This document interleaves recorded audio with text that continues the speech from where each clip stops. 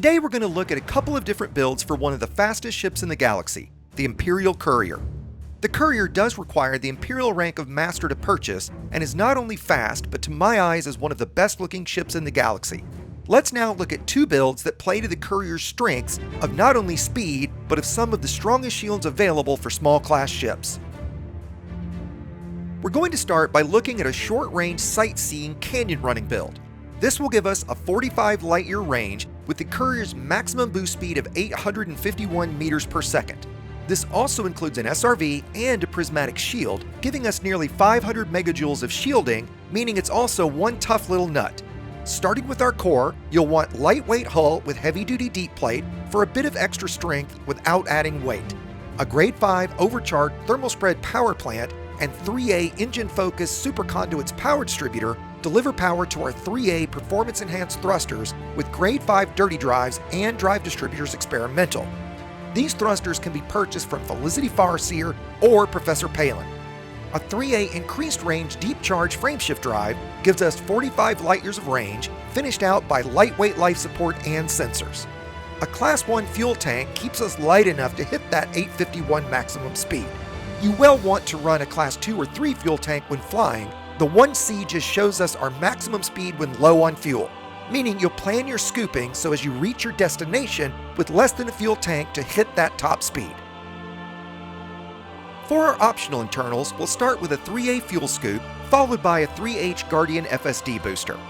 A 2A prismatic shield with reinforced high cap gives us about 500 megajoules total.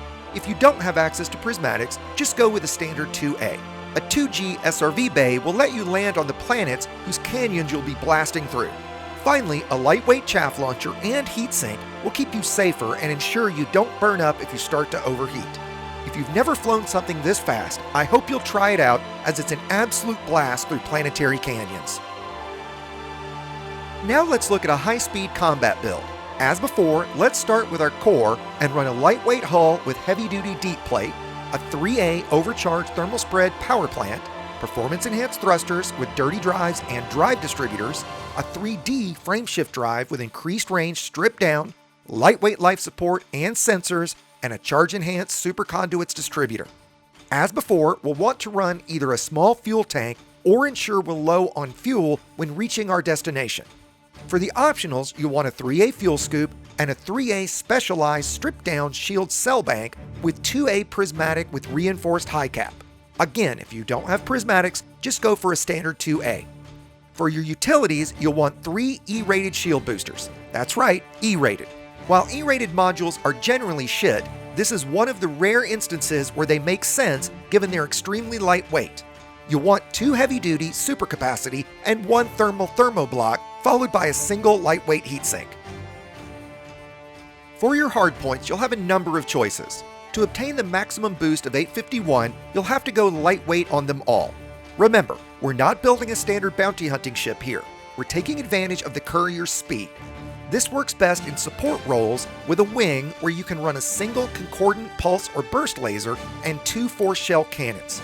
Concordance's ability to speed shield regeneration is excellent, and force shell can not only knock your opponents around, but also help boost your wingmates when running down a target.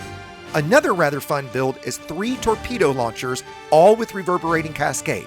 This wonderful effect attacks a shield generator directly, destroying it and instantly dropping your target shields. Depending on the size and engineering of the ship, you may need to land all 6 torps to destroy the generator. This can be rather tricky given the exceedingly slow 250 meter per second speed of the torpedoes.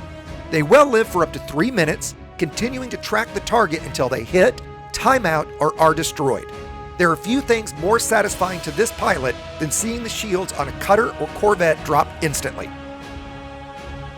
As all of these builds require a number of engineers and all modules to be fully Grade 5, I'll also include a build in the description that only requires the first 3 engineers, Felicity Farseer, the Dweller, and Elvira, but still yields a 38 light-year range with a boost of 766 with an SRV.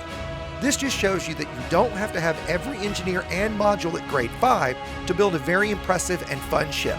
Hopefully you'll try out one of these builds or something very similar to enjoy the strengths this beautiful ship has to offer, its speed and shield strength.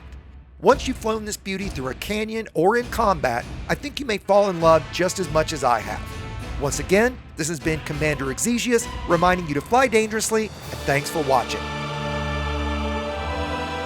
If you're new to outfitting and engineering specialized ships, I hope you'll check out my other videos in my series on ship builds, and if you're new to the channel, you'll consider subscribing, joining here or on Patreon to support my efforts, or joining me for one of my weekly live streams.